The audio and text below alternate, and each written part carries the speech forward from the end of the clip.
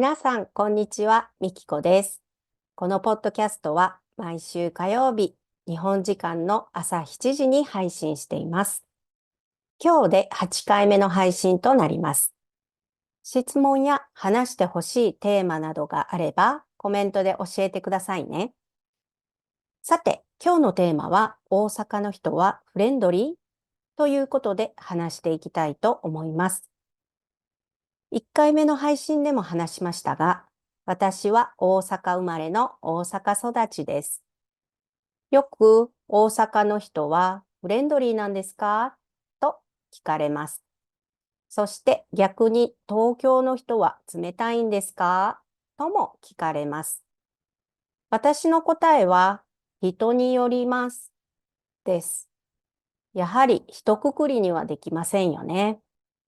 でも一般的にフレンドリーだと言われるのにはきっと理由があるはずなので、そのあたりについて私のエピソードや大阪の文化を交えてお話ししようと思います。まずは私のエピソードです。大阪で人に道を尋ねた時のことです。その人は私と行く方向が同じだったので、私もそっち行くからそこまで一緒に行こうかと言ってくれました。ちょっと大阪弁でわからなかったと思うので説明すると、私もそっちへ行くからそこまで一緒に行きましょうかという意味です。そして一緒にそこまでおしゃべりしながら歩きました。同じ方向だと結構な確率で一緒に行ってくれます。私自身も道を尋ねられて同じ方向であれば一緒に行きますよ。大阪の人って結構世話焼きなので、お願いしたこと以上に何かしようとしてくれます。大阪は商売の街なので、つながりをとても大切にしているのかもしれません。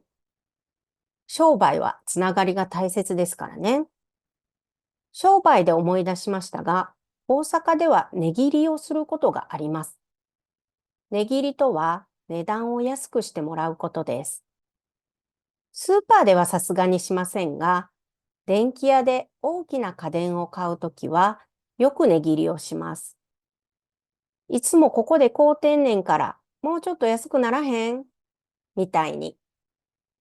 今の日本語、わかりましたか？またもや大阪弁でわからなかったと思うので、説明しますね。いつもここで買っているのだから、もう少し安くなりませんかという意味です。値切りは恥ずかしいことだと思う人もいるみたいですが、大阪の人にとってはコミュニケーションの一つです。安くしてもらえたら嬉しいですよね。また何か買うときは、その店で買おうって思いませんか？そうしてお店の人とも仲良くなります。そういえば、商売の街については、1回目の配信の中で話しましたので、よかったら聞いてくださいね。それから大阪の人は地元をとても愛しています。ですので、同郷の人やチームを熱心に応援します。同郷というのは同じ地方出身であることです。知っている人もいるかもしれませんが、大阪には阪神という野球のチームがあります。大阪の野球好きの人は大体阪神が好きです。みんなで応援してみんなで喜び合います。優勝したら道頓堀に人が集まって大変なことになります。今はもうありませんが、昔は道頓堀の川に飛び込む人もたくさんいました。すごく汚いのに。そんな郷土愛の深さは、食やお笑い文化にも現れていると思います。食文化で言えば、大阪は食い倒れの街と言われています。聞いたことがありますか？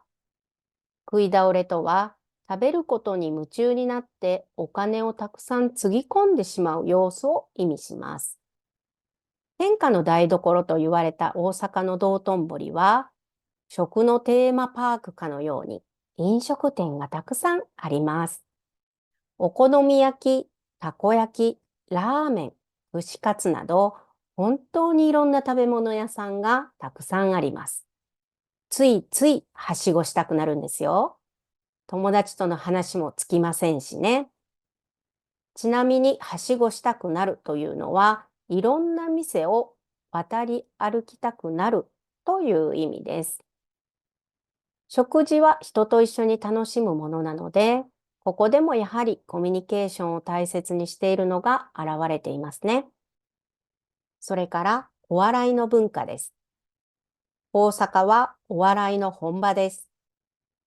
漫才や吉本新喜劇をぜひ見てほしいなと思います。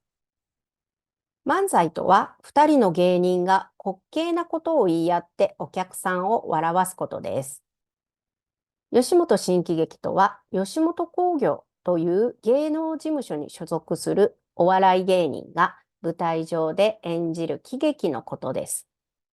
もう本当に面白いので見てほしいです。大阪の人はお笑いを見て育ってきているので、日常でも笑いを求めてしまうのは事実です。どうせなら話に笑いがある方が楽しいですしね。話にオチを求めるのも大阪の人あるあるです。あるあるというのはよくあるという意味です。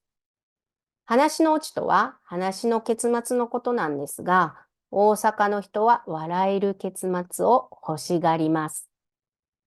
でも、笑える結末をいつも提供しようとしているのも大阪の人です。サービス精神旺盛ですよね。ここまで話してきて思ったのですが、やっぱり大阪の人がフレンドリーだと言われる理由が分かりました。でも、最初にも話しましたが、もちろんすべての人ではありません。逆に東京の人が冷たいと言われる理由は何でしょうかね。私、個人的に思うのは、東京はいろんな地方から人が集まってきているからじゃないかなと思います。それぞれの世界観を大切にしているのかもしれません。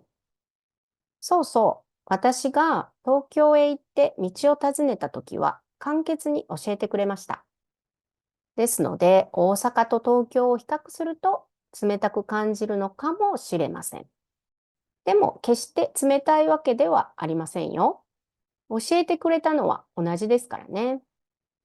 大阪の方が距離感が近くて親身になってくれるところがフレンドリーに感じるのかもしれません。はい。ということで今日はここまでです。今日は大阪の人はフレンドリーというテーマでお話ししました。